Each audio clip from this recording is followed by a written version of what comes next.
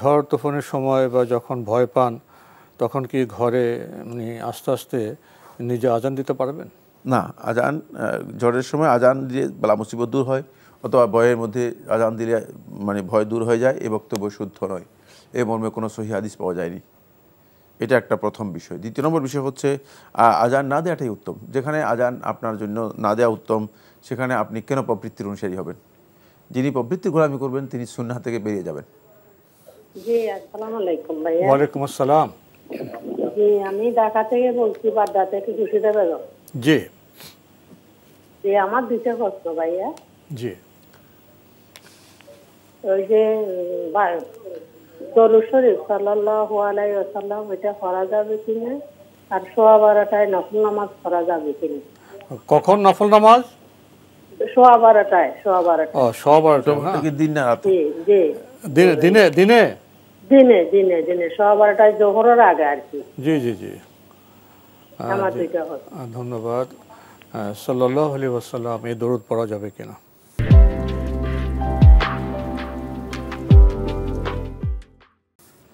হ্যাঁ, দরুদ পড়তে পারবেন। সাল্লাল্লাহু আলাইহি ওয়াসাল্লাম এটা দরুদ, মুখতাসার দরুদ। সুতরাং কেউ যদি পড়েন তিনি পড়তে পারবেন।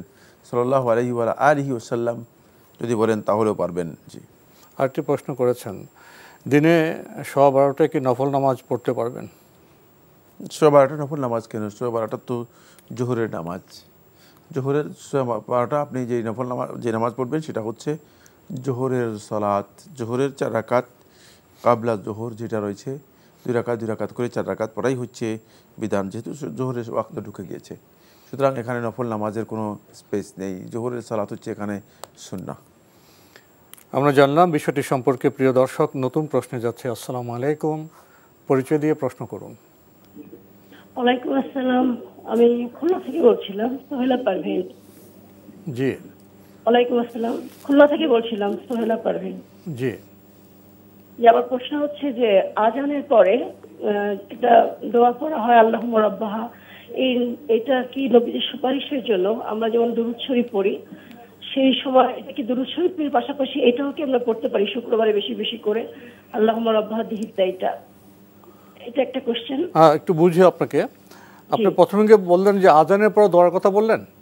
জি জি, আজানের পর একটা দোয়া হয় না, যে আজানের পর দোয়া, যে দরুদ আছে, দোয়া আছে। আমরা জি, ওই দোয়াটা কি আমরা নবীর সুপারিশের জন্য অলওয়েজ পড়তে পারি? সবসময় যদি মনে হয় এখন পড়বো, এখন পড়ি, দুরূদ ইব্রাহিম তো পড়ি বা দুরূদ শরীফ পড়ি, পাশাপাশি ওই দোয়াটাও কি পড়া যাবে কিনা? আর কোনো প্রশ্ন আছে? জি, আরেকটা প্রশ্ন হচ্ছে যে আজান সংক্রান্ত। আজান আমার ভালো লাগে। এখন মেয়েরা আজান দিতে পারবে না বা জোরে দিতে পারবে না, কিন্তু আমি যদি মনে করি যে আমার এখন ইচ্ছা হচ্ছে আমি আজান দিব, বা কোনো বিপদ আপদ হয়েছে, সে ঝড় বা অন্য কোনো কিছু শুনেছি, তখন আজান দিলে বিপদটা কমে যায়। তো এই ক্ষেত্রে কি আমি মনে মনে বা আস্তে আস্তে বা ভিতরে ভিতরে আজান দিতে পারবো কিনা? মানে অন্য সময়ে ব্যক্তিগতভাবে কেউ আজান দেওয়াই তো না, আমি আমার জন্য বলছি। আপনি আজান দিতে চান অন্য সময়? হ্যাঁ, যে আমি আজান, না, আজানের তো একটা লক্ষ্য আছে, আজানের তো লক্ষ্য আছে, সময় আছে। আপনি আজান কেন দেবেন?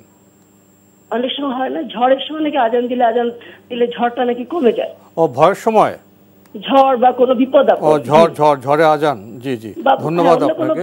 বিপদ, জি জি, ধন্যবাদ। মহিলার ক্ষেত্রে আমি ফিমেল পারসন, জি জি, দিতে পারবো আমার ঘরের মধ্যে বসে, বা অন দ্য ওয়েতে আস্তে আস্তে কেউ শুনবে না, এই ক্ষেত্রে? জি, ধন্যবাদ আপনাকে। আপনি সুন্দর দুটি প্রশ্ন করেছেন। উনি বলছেন যে আজানের পর দরুদ আছে, দোয়া আছে, এর সাথে কি পাশাপাশি উনি অন্য কিছু বলতে পারবেন? আজানের পরে আপনি যে দোয়ার কথা উল্লেখ করেছেন সে দোয়া আপনি করতে পারবেন কিনা না, এই দোয়া শুধুমাত্র আজান এর পরেই, আজানের জবাব দেওয়ার পর রাসূলুল্লাহ সাল্লাল্লাহু আলাইহি ওয়াসাল্লাম দরুদ পড়বেন, দরুদ পড়ে এই দোয়াটি করবেন। এছাড়া অন্য সময় এই দোয়া সুন্নাহ দ্বারা সাব্যস্ত হয়নি। সুতরাং এই আবেগের অনুসরণ করার বৈধতা নেই। আবেগ দিয়ে দিন চলে না, দিনের বিধান দলিল নির্ভর। সুতরাং দলিলের ভিত্তিতে যদি আপনার বিষয়টি প্রমাণিত না হয়, আবেগ দিয়ে কাজ করার কোনো অর্থ নেই। তাই এ দোয়া সেখানে বৈধ নয়। এখন সবসময় এই ধরনের দোয়া করতে পারবেন না, কারণ এটা দোয়াটাই শুধুমাত্র ওই সময়ের জন্য এসেছে, খাস এসেছে। যেমন টয়লেটে যাওয়ার দোয়া, যদি আপনি সবসময় বসে বসে ঘরের মধ্যে টয়লেটে যাওয়ার দোয়া পড়েন, এটা টয়লেটে যাওয়ার সময়। মানে নির্দিষ্ট দোয়াটা নির্দিষ্ট জায়গায় করতে হবে। যেমন টয়লেট থেকে বের হওয়ার একটা দোয়া আছে গুফরানাক, এটা খুবই গুরুত্বপূর্ণ দোয়া। এটা সবসময় করার মানে যেতে পারে, কারণ আল্লাহর কাছে ক্ষমা প্রার্থনা করা তো আমরা সবসময় ক্ষমা প্রার্থনা করি, কিন্তু টয়লেট থেকে আসার সময় এটা নির্দিষ্ট করা আছে। সুতরাং এটা শুধুমাত্র ওই সময় করতে হবে, এটা অন্য সময় করা যাবে না। আবেগ দিয়ে এই চিন্তা করার সুযোগ নেই। আরেকটি প্রশ্ন করেছেন, ঝড় তুফানের সময় বা যখন ভয় পান তখন কি ঘরে মানে আস্তে আস্তে নিজে আজান দিতে পারবেন? না, আজান ঝড়ের সময় আজান দিয়ে বালা মুসিবত দূর হয়, অথবা ভয়ের মধ্যে আজান দিলে মানে ভয় দূর হয়ে যায়, এ বক্তব্য শুদ্ধ নয়।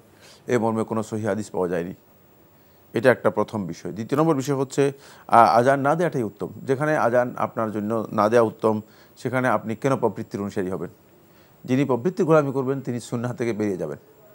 সুন্নাহ হচ্ছে রাসূলুল্লাহ সাল্লাল্লাহু আলাইহি ওয়াসাল্লাম যে তরিকা দেখিয়েছেন সেই তরিকাকে অনুসরণ করা। সুতরাং কারোর জন্য বৈধ নয় যে নিজের আবেগকে অগ্রাধিকার দিবে আল্লাহ নবী সাল্লাল্লাহু আলাইহি ওয়াসাল্লাম সুন্নাহকে বাদ দিয়ে। সেক্ষেত্রে আপনি আজান দিবার আর কোনো প্রয়োজন নেই, আপনাকে আজান দিতে কেউ বলে নেই, যেহেতু রাসূলুল্লাহ সাল্লাল্লাহু আলাইহি ওয়াসাল্লাম আজানের জন্য অনুমতি দেন নাই নারীদেরকে। সুতরাং আপনি আল্লাহ রাসূল সাল্লাল্লাহু আলাইহি ওয়াসাল্লাম থেকে বেশি বোঝার দরকার তো নেই। আপনি এ কথা মনে করার সুযোগ নেই যে আল্লাহ রাসূলের চেয়ে আমি বেশি বুঝেছি, তাহলে আপনি ভুল করেছেন, আপনি ক্ষতিগ্রস্ত। আর যদি মনে করেন যে না, আল্লাহ রাসূল এই ফজিলতের ব্যাপারে যেটা বলছেন বলুক, কিন্তু আমি করব যেহেতু আমার কাছে ভালো লাগে, তাহলে আপনি প্রবৃত্তি পূজারী, রাসূলুল্লাহ সাল্লাল্লাহু আলাইহি ওয়াসাল্লামের সুন্নাহ থেকে আপনি মাহরুম, বঞ্চিত। আপনি সুন্নাহকে ডিনাই করে আপনার প্রবৃত্তিকে অগ্রাধিকার দিচ্ছেন। সুতরাং সুন্নাহকে বাদ দিয়ে যারা প্রবৃত্তির অনুসারী হয়ে থাকে তারা হেদায়েতভ্রষ্ট হয়ে যাবে। এই কাজ করার কোনো দরকার নেই, কারণ এটা আবেগের বিষয় না যে আমি আবেগ দিয়ে বলবো যে আমার কাছে ভালো লাগে আমি সবসময় আজান দিব, কোনো দরকার নেই আজান দেওয়ার। জি, তাহলে ঝড় তুফান বা ভয়ের সময় উনি কি করতে পারেন? যে ওর জন্য দোয়া আছে, ওর জন্য আলাদা দোয়া রয়েছে, সেগুলো জানতে হবে, এটা তো প্রশ্ন আসেনি।